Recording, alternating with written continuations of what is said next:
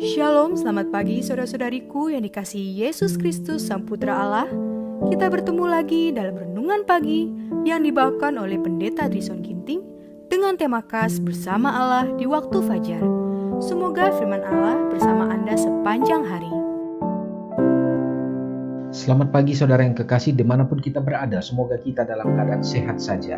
Renungan kita pada saat ini, Kamis 7 Juli 2022 dengan judul Allah akan melindungi. Ayatnya di dalam Zefania 2 ayat 3. Carilah Tuhan, hai semua orang yang rendah hati di negeri, yang melakukan hukumnya. Carilah keadilan, carilah kerendahan hati, mungkin kamu akan terlindung pada hari kemurkaan Tuhan. Badai tengah menerpa, dan kita harus siap menghadapi amukannya dengan bertobat kepada Allah dan beriman kepada Yesus Kristus. Tuhan akan bangkit menggoncang bumi secara dahsyat. Kita akan melihat bencana di mana-mana. Ribuan kapal akan karam di dasar laut. Kapal-kapal perang akan tenggelam dan jutaan manusia akan dikorbankan. Api akan berkecamuk tiba-tiba dan tidak ada kemampuan manusia dapat memadamkannya. Istana-istana akan tersapu hangus oleh nyala api. Kecelakaan kereta api makin sering terjadi. Kekacauan, tabrakan, dan kematian secara mendadak akan terjadi pada lalu lintas perjalanan yang sangat luas. Akhir dunia sudah dekat, pintu kasihan hampir tertutup.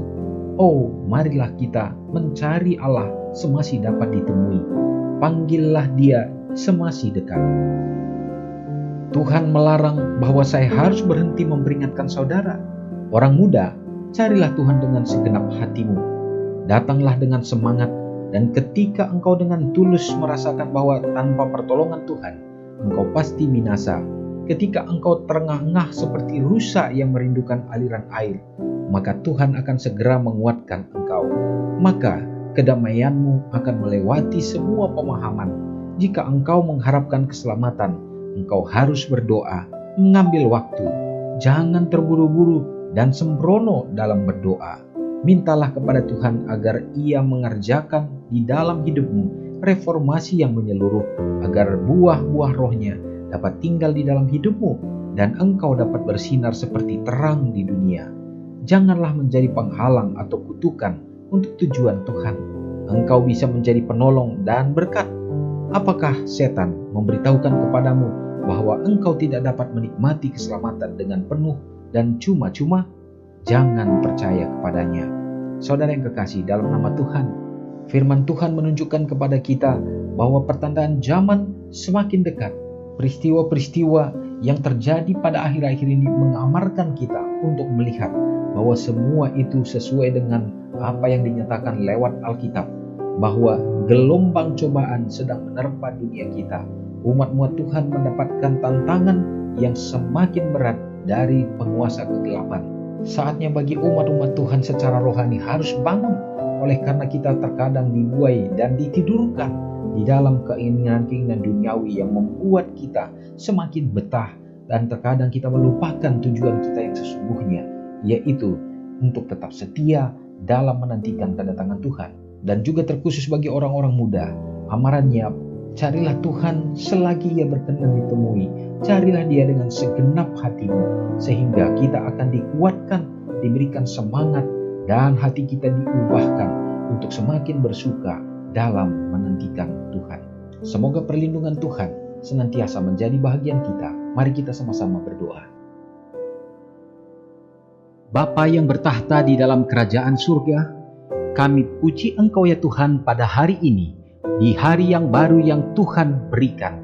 Berikanlah semangat yang baru juga bagi kami dengan kuasa Roh Kudus-Mu ya Tuhan.